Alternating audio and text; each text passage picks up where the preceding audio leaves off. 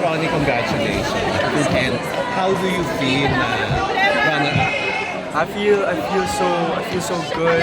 I just want to thank my family, my fans, and God for supporting me and always believing in me.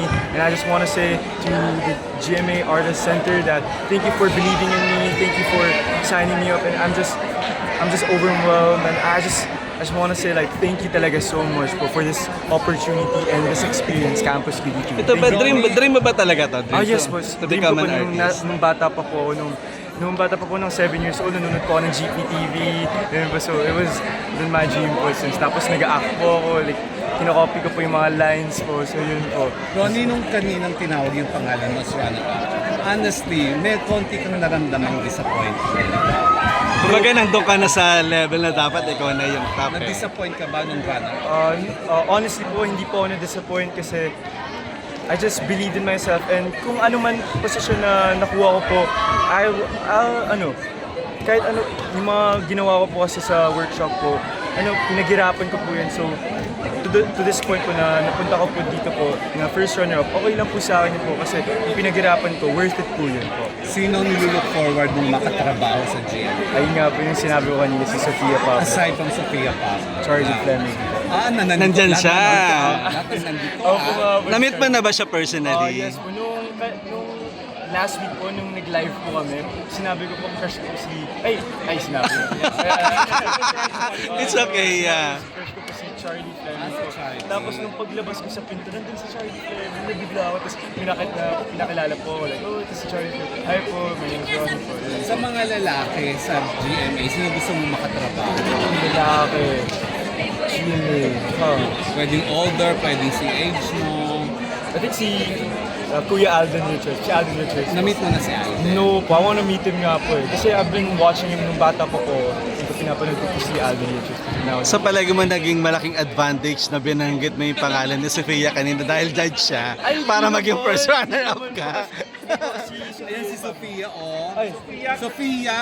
Ikaw daw gusto maka-work na action. Ako nag-blush ka. hindi At po. Ronnie, bukod sa bukod kay Rayo, sino ko yung sa mga boys ang Naging great. naramdaman mong biggest sa'yo. threat sa'yo? Bukod kay Rayo, Okay, Rayo po. yung na-challenge ka sa kanya. Biggest threat po, I think si Maddox po kasi nakikita ko po sa kanya na may perseverance po siya, may drive po siya na gusto niya po talaga yung ginagawa niya sa acting, sa singing, at sa dance po. Yun po, yung sa dance rin po. I feel like siya po yung biggest competition ko po sa dance po. Sa girls ng Campus Cutie, sino pinaka-close mo? Pinaka-close ko po. Ba't napangiti ka agad? Hindi naman. Pinaka-close mo sino? I think si Abby po. Bakit kayo close si Abby? Kasi every workshop po, after ng workshop po, kami po natitira po kami dalawa tapos Ba't kayo nakikita? ay kasi po nagpa-practice po. Nagpa-practice po. Nagpapaiwan kayo. Hindi po. Basta umalis lang po. Tapos umalis po mga campus meetings po. Tapos alis na rin po kami. Tapos sinasabi ko na, tara practice tayo sa dancing, sa work, sa dancing, sa singing at saka sa acting po. Para yun po, if you, may tawag po dun, iron sharpens. Nililigawan mo ba si Abby? Siya yung kalab, siya yung paglabas mo kasama mong kalab, parang kalab team dito sa... Same po kami first time. Okay. Pero kayong runner-up, di ba? Yes, sir. So ready ka if ever kayo ang gagawing love scene. Ready po kahit saan po kung ano po ibigay po sa akin, Jimmy. Ready po ako. Anong genre gusto mong pasukin? Genre po. Romance po. Kasi expressive po kasi ako ng tao. Thank you and congratulations. Congratulations! Thank you, congrats.